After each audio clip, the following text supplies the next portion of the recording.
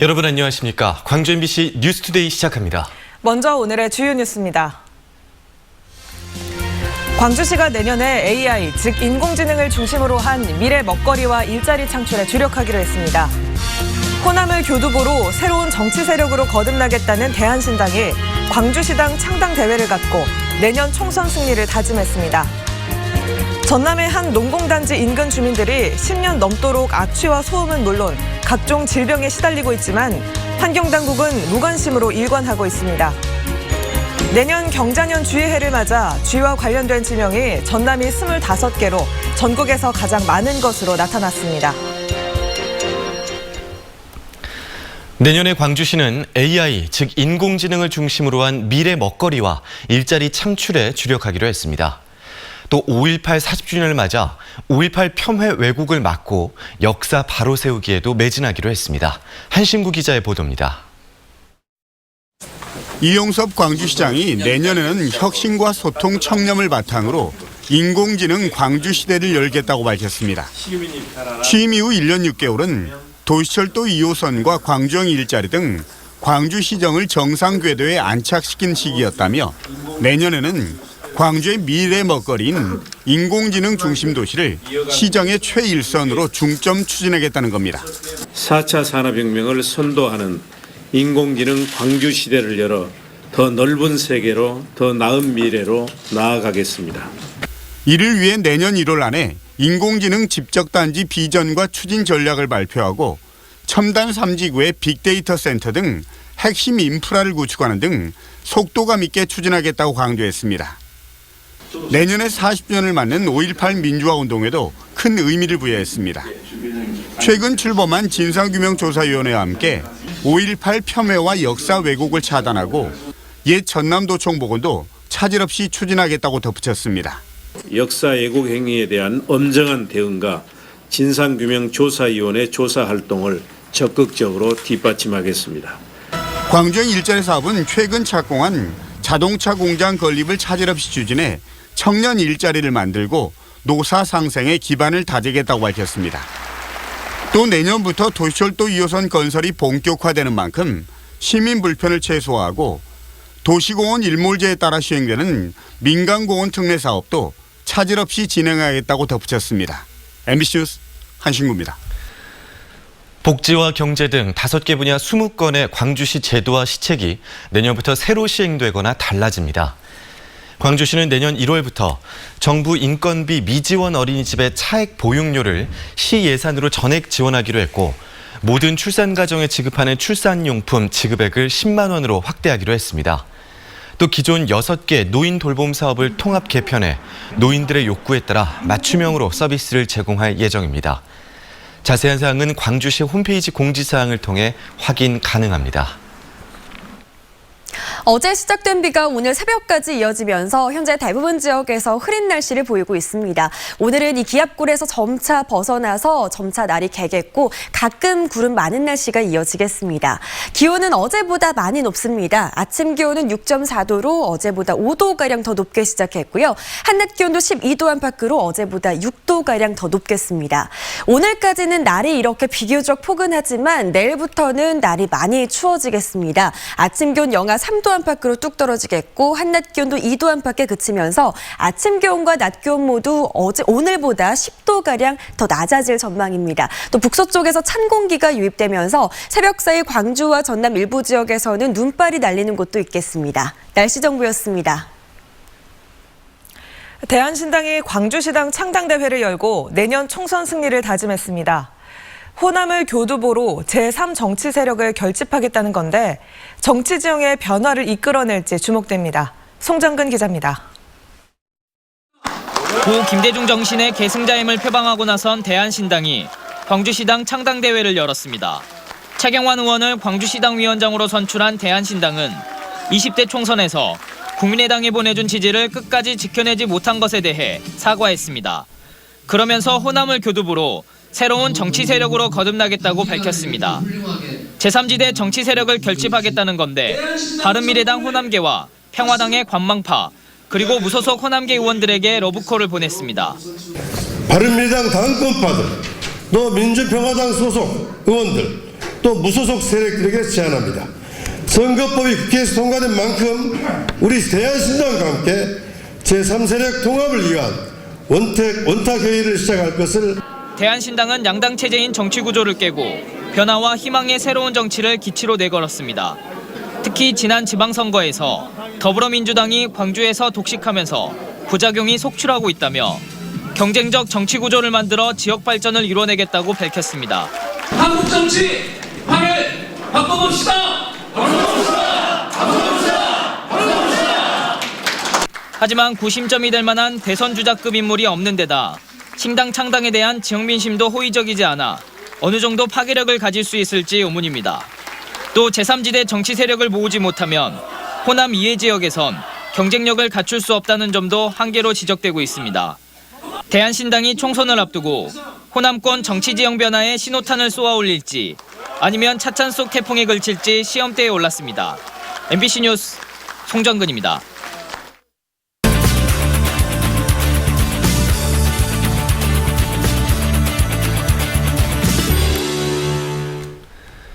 제20대 국회가 어느덧 임기 5개월을 남겨두고 있습니다.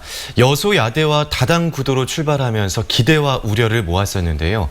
법안 처리율이 30%에 그치며 역대 최악이라는 평가를 받고 있습니다. 오늘은 올 한 해 정치권을 되돌아보고 내년 정치 지형도 짧게 전망해 보겠습니다. 오승용 킹핀 정책 리서치 대표 나와 있습니다. 안녕하십니까? 네, 안녕하십니까? 네, 안녕하십니까.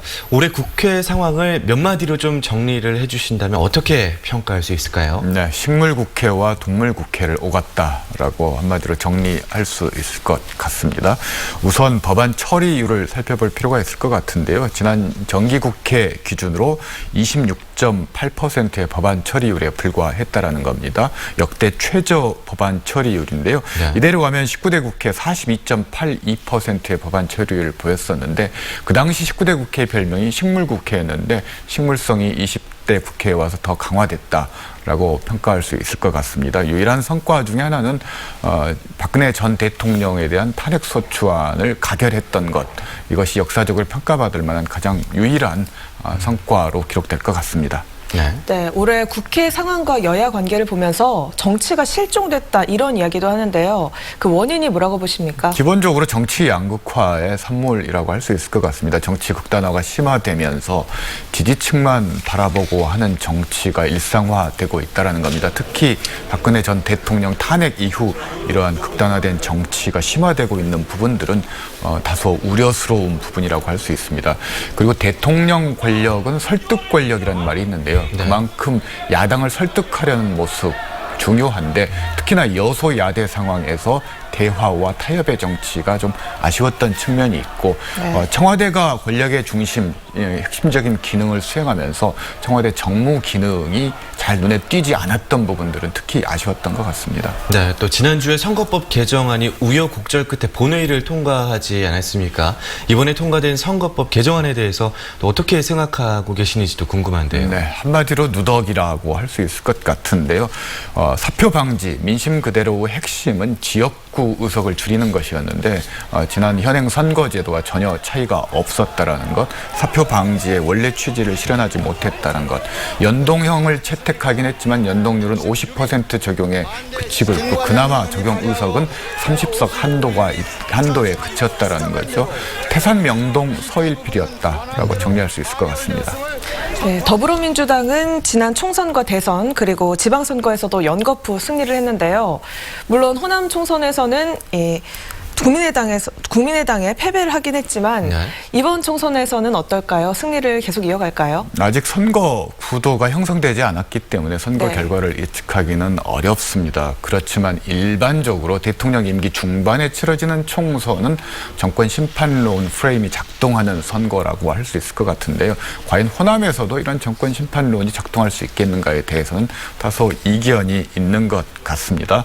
단적인 예를 들면 민주화 이후 8번의 총선이 치러졌는데요. 그중에 집권당이 승리했던 선거는 단 2번밖에 없다라는 겁니다. 그만큼 임기 중반에 치러진 선거가 집권당이 어려운 선거이고 내년 총선 역시나 문재인 대통령과 더불어민주당에게는 도전이 될 수 있는 측면들이 있다. 잘 준비해야 될 것 같습니다. 네. 그리고 어제는 대한신당 광주시당이 창당을 했습니다. 통합 제3지대 통합을 이야기하고 있는데요. 통합신당이 출범될 가능성 얼마나 있다고 보십니까? 우선 대한신당은 가설 정당입니다. 통합신당으로 가는 임시 정거장 정도로 생각을 해야 될 것 같고요.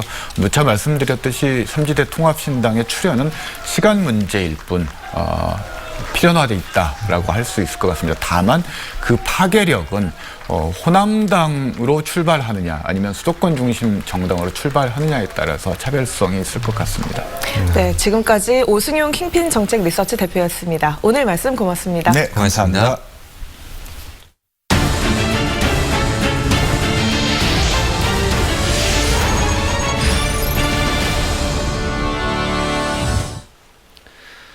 전남 한 농공단지 인근 주민들이 10년이 넘도록 악취와 소음은 물론 각종 질병에 시달리고 있습니다. 이 농공단지에 입주한 금속 가공 공장들이 주범으로 꼽히고 있는데요. 이 환경당국이 역학조사도 하지 않는 등 무관심으로 일관하고 있습니다. 문현철 기자가 취재했습니다. 무안군 창계면의 한 마을회관. 이곳에 모인 주민 대부분이 한결같이 피부병과 두통에 시달리고 있습니다. 두드러기와 가려움증 때문에 수년째 병원에 다녀도 원인을 찾지 못해 답답하다고 하소연하고 있습니다. 평생 죽을 때까지 먹어야 된대요. 예, 약을. 낫는다는 보장이 없대요. 피부병을 앓고 있는 주민들의 공통점은 청계 농공단지에서 일하거나 인근 논에서 농사를 짓고 있다는 겁니다. 주민들은 농공단지 금속 가공 공장들에서 배출한 각종 오염물질에 노출됐을 가능성을 지목했습니다. 또 수년 전에는 공장 바로 옆에 사는 부부가 암으로 모두 사망한 일도 있었다고 주장하고 있습니다. 우리 주민들의 자녀들의 장애인을 출산하고 우리 주민들의 각종 암으로 사망하고 피부병에 시달리고 폐질환을 앓고 있습니다. 실제 오염물질 배출이 의심되는 공장 중 한 곳은 올해 일군 발암물질인 포름알데히드를 기준치보다 2배 이상 배출하다 적발돼 사법 처리를 받았습니다. 농공단지 인근 3개 마을 200여 가구가 역겨울 정도의 악취, 밤낮 없는 소음, 진동, 각종 질병까지 피해를 입고 있지만 환경당국은 손을 놓고 있습니다. 건강역학조사라도 해달라고 호소하고 있지만 무안군은 10년 넘도록 외면과 묵살로만 일관해 이곳 주민들 사이에서는 우린 군민도 아니냐는 자조 섞인 푸념까지 나오고 있습니다. MBC 뉴스 문현철입니다. 나주의 한 하천 바닥에서 발견된 차량 안에서 유골이 발견돼 경찰이 수사에 나섰습니다. 나주경찰서에 따르면 지난 28일 오후 나주시 산포면 지석천에서 발견된 경차에서 사람의 대퇴부로 추정되는 뼈 7점이 발견됐습니다. 차량은 하천 정비사업 중에 발견됐으며 차량의 소유주는 20여 년 전 가족으로부터 실종 신고가 된 상태였습니다. 경찰은 유골 감식과 유족들의 진술 등을 통해 정확한 경위를 조사하고 있습니다. 법원이 아파트 재개발 사업으로 1조권을 침해당했다며 주민들이 건설사와 재개발조합을 상대로 낸 손해배상 소송에서 주민들의 손을 들어주었습니다. 광주지법은 사업조합 아파트 신축 뒤 하루 일조 시간이 4시간 미만으로 감소했다는 원고들의 주장에 대해 사회통념상 받아들일 수 있는 한도를 넘는 1조권 침해를 받고 있다며 원고 일부 승소 판결했습니다. 다만 제한된 토지의 효율적 배분과 이용이라는 공적인 측면을 고려하지 않을 수 없다며 손해배상 책임을 80%로 제한했습니다. 농수특산물을 판매하는 쇼핑몰을 직접 운영해 성과를 내는 지자체가 있습니다. 민간 위탁대보다 5배 이상 매출이 뛰면서 크게 고무된 모습인데요. 그 비결을 박영훈 기자가 취재했습니다. 맛이 달다해서 이름 붙여진 꿀고구마 주산지 해남군. 2달 전 가동에 들어간 이 업체는 가스 화로를 이용해 특산품인 꿀고구마를 구운 뒤 500g 단위로 담아서 선보이고 있습니다. 최고의 맛을 자부하지만 고민은 초기 유통과 홍보.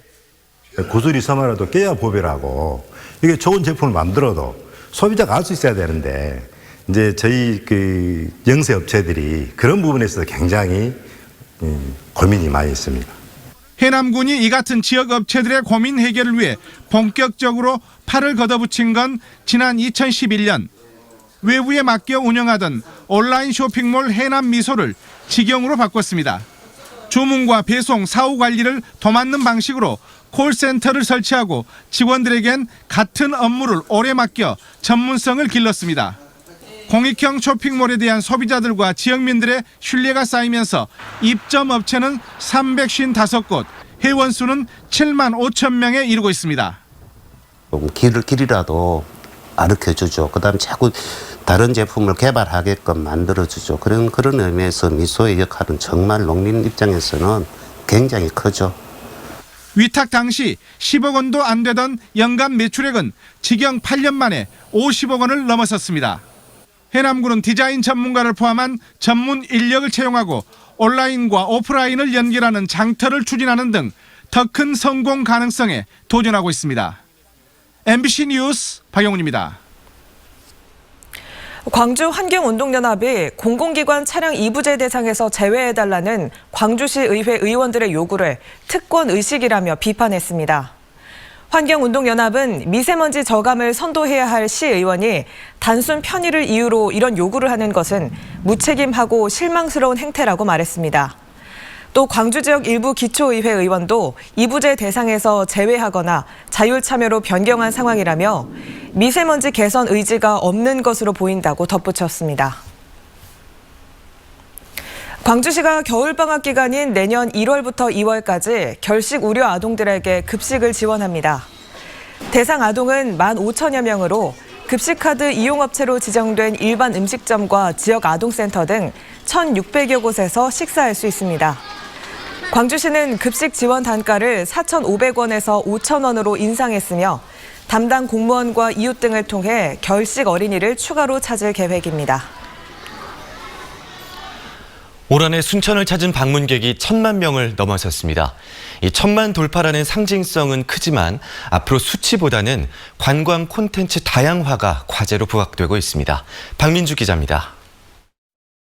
2019년 안에 순천시는 순천 방문회를 선포하고 관광객 유치에 본격적으로 뛰어들었습니다. 국내 최대 정책 박람회인 대한민국 균형발전 박람회, 18개 국제 습지도시가 참여한 람사르 습지도시 네트워크 출범을 포함해 굵직한 국내 행사를 잇따라 개최했습니다.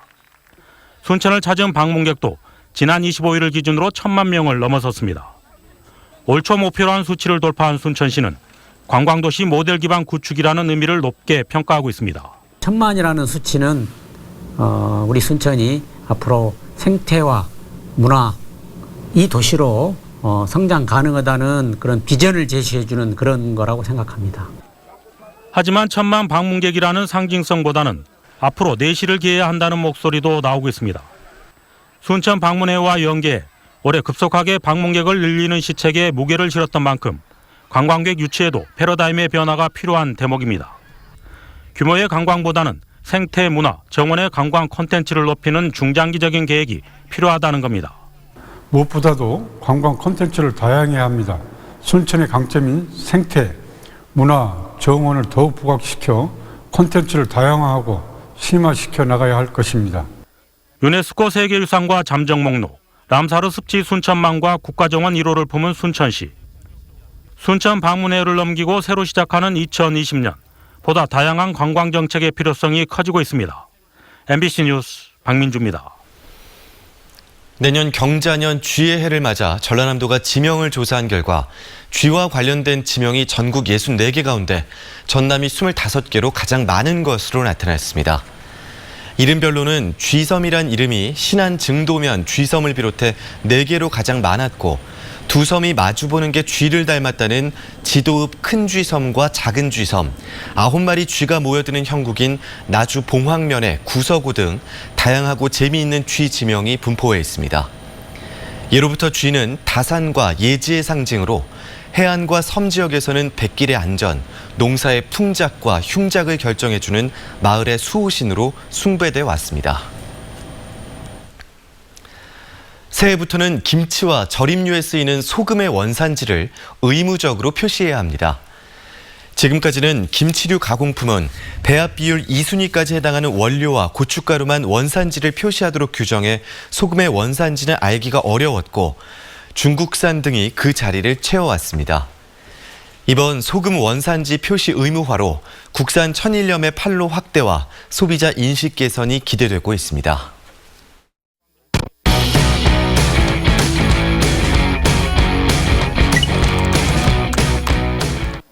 한 주간 누리꾼들의 관심사를 키워드로 정리해보는 누리픽 시간입니다. 지난 한 주 어떤 키워드가 많은 관심을 받았을까요? 유골 발견, 최고 20년 징역, 모텔 방화 사건이 있었습니다. 어떤 내용인지 먼저 유골 발견부터 살펴보겠습니다. 옛 광주교도소 부지에 유골 40여 구가 한꺼번에 발견됐습니다. 이에 5.18 민주화운동 당시 행방불명된 시민들이 아닐까 주목을 받았는데요. 유관 검사 결과 구멍이 뚫린 두개골 2개와 어린이로 추정되는 작은 크기의 두개골이 발견되기도 했습니다.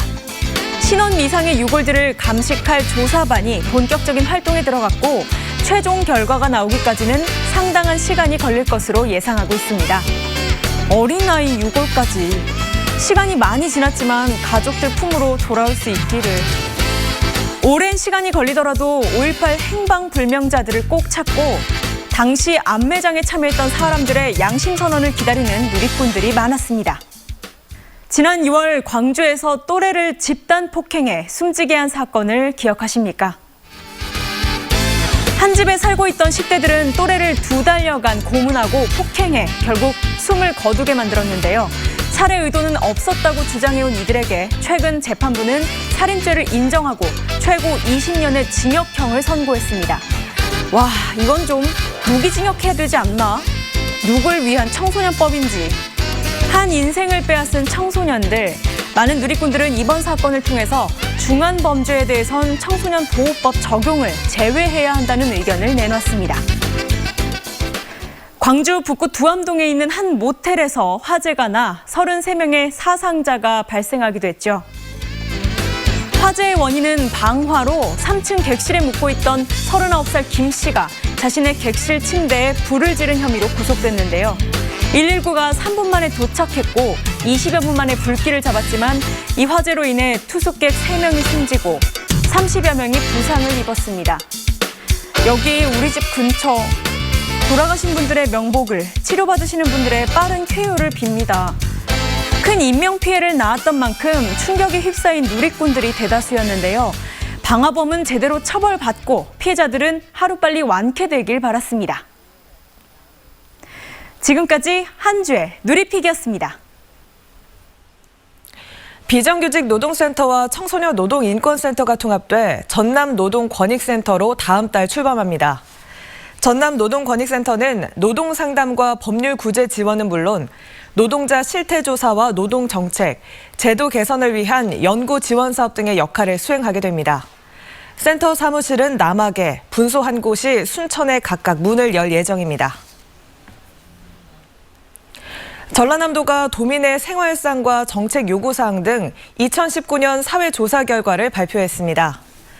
이에 따르면 전남도민으로서 소속감과 자부심을 가지고 있다는 응답은 1년 전보다 2.4%포인트 오른 50.9%로 4년 연속 증가했으며 전남 지역 가구 가운데 2인 가구가 32.2%, 1인 가구가 31.4%로 비중이 높았습니다.